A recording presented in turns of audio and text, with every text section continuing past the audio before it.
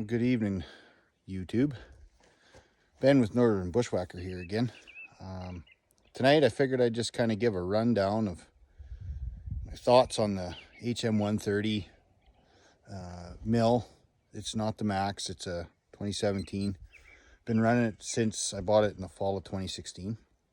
I got 24 feet of track.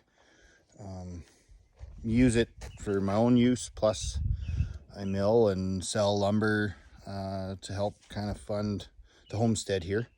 So I just kind of wanted to go over a few things. My thoughts on the mill, quality, from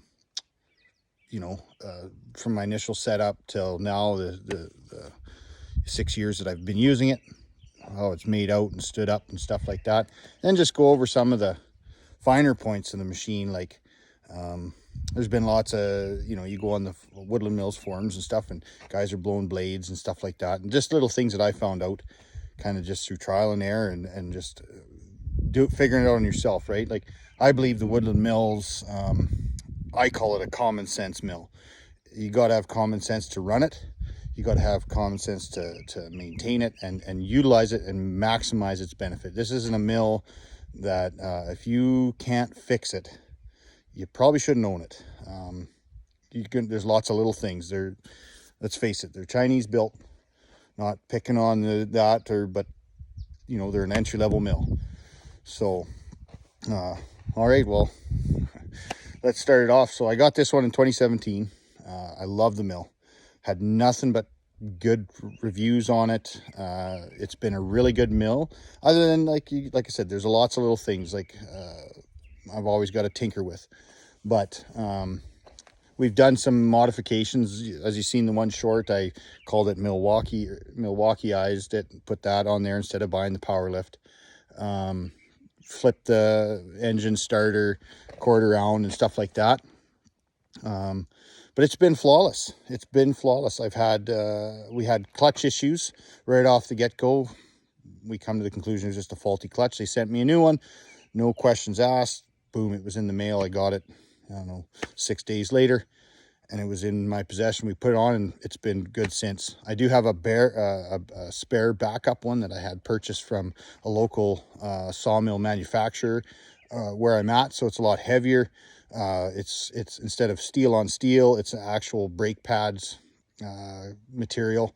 So I think that'll help with the performance, but I'm going to burn this one up first and then I'll replace it. The motor, other than, every once in a while, I have to pull the carb off, clean it out because it gets gunk in the jets and in the bottom of the bowl. Because, you try to be as careful and as meticulous as you can be with the fuel. It's a sawmill. There's dust, there's little bits that, you can't eliminate that entirely. As for, I've replaced the shims, the upgrade kit. I've done those just recently. I did that. I kind of forgot about it. Mill's back to, doesn't even move at all. Now on to the kind of some of the finer points. So like one of the things that I find is guys are, my blades are popping off and things like that. So one thing that I did find, and this is what everybody should do, is the blades are never the same length. I've bought 3 packs, and I bought the 3 packs and run them, and they're all pretty good. Then you go buy the 4th pack, you throw it on there, and all of a sudden, you're throwing blades. So you got to watch. You can't always rely that those blades are going to be 144. They might be 144 and a quarter, or 144 and an eighth or 16th or whatever, right? There'll be some variances. Like I said, they're not high quality blade, not that they're low quality, but you know what I mean.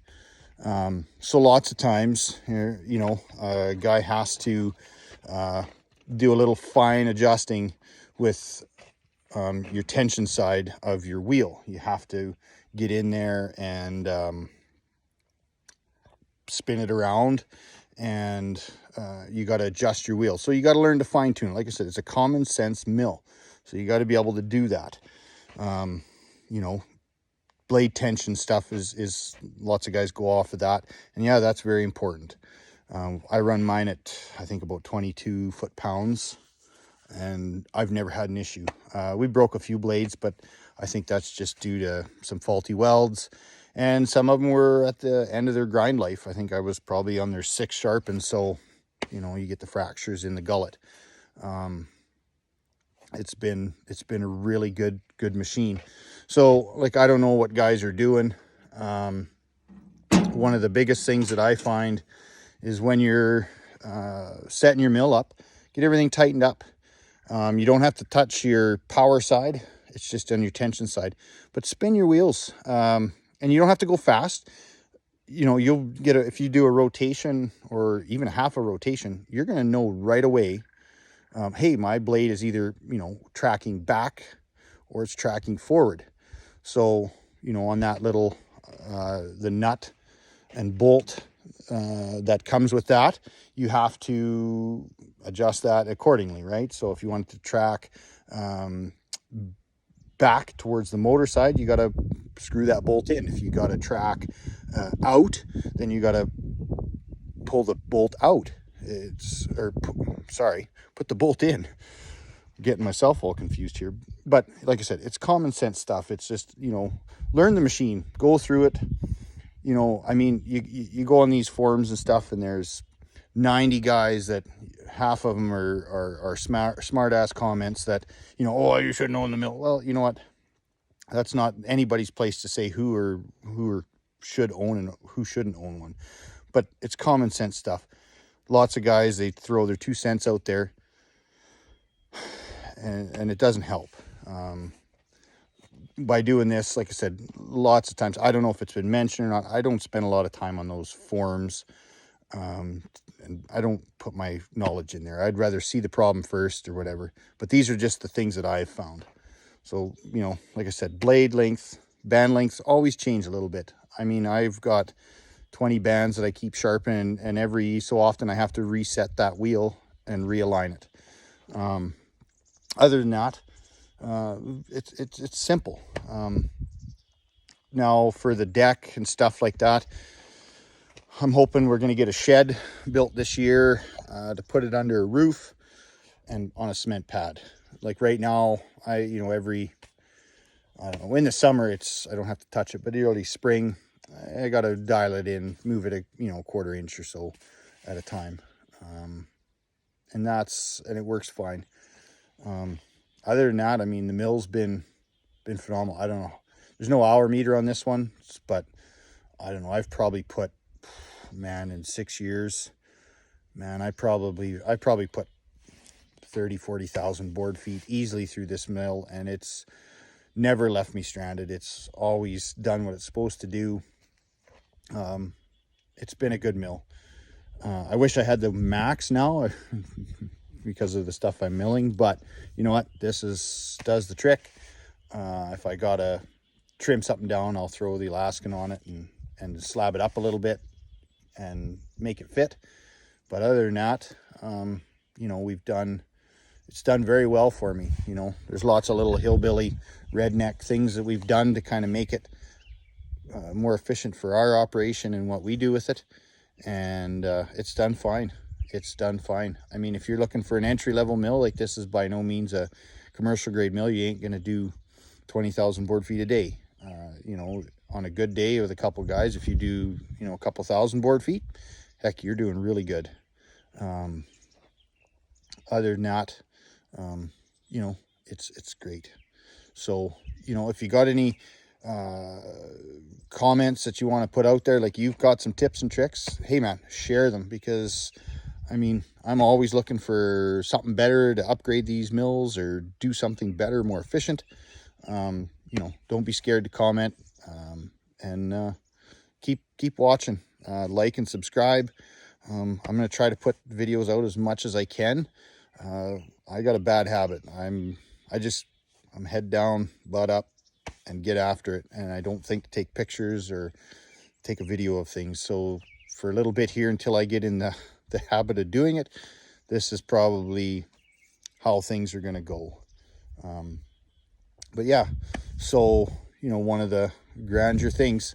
So if you're looking at getting a Woodland Mills, hey man, jump on the opportunity. I would say pound for pound, dollar for dollar.